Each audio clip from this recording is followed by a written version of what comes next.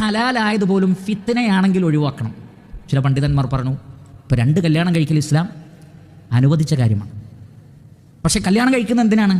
ലിതസ്കുനു ഇലൈഹ വജഅല ബൈനക്കും മവദ്ദതൻ വറഹ്മ, സമാധാനത്തോടുകൂടി ഒത്തുചേരാനാണ് വിവാഹം എന്നാണ് ഇസ്ലാം പഠിപ്പിക്കുന്നത്. എന്നാലോ അതോടുകൂടി പിന്നെ ആദ്യമേ ഉണ്ടായിരുന്ന സ്വൈര്യം പോലും ഇല്ലാതെയായി. രണ്ടാമതൊന്നിനെ കല്യാണം കഴിക്കുന്നു, ആദ്യമുള്ളവരുമായും. അങ്ങനെ ചില മനുഷ്യരുടെ ജീവിതം മരണം വരെ സംഘർഷമാണ്. എന്തെല്ലാം പ്രശ്നങ്ങളാണ് ഓരോ കുടുംബത്തിൽ. ഒന്ന് നമസ്കരിക്കാനോ ഖുർആൻ ഓതാനോ കഴിയുന്നില്ല. കേസും കൂട്ടവും അടിയും പിടിയും. അങ്ങനെ തോന്നുമ്പോൾ ഫവാഹിദത്ത്, ഒന്ന് മതി. കാരണം സമാധാനത്തോടു കൂടി അള്ളാഹുവിന് ഇബാദത്ത് ചെയ്യലാണ് ലക്ഷ്യം. ഇത് തകരുമെങ്കിൽ എന്തിനാണ്? എന്നാൽ അനിവാര്യ ഘട്ടത്തിലുള്ള ചില വിവാഹങ്ങളെ ഞാൻ അതിനെ സംബന്ധിച്ചല്ല പറയുന്നത്.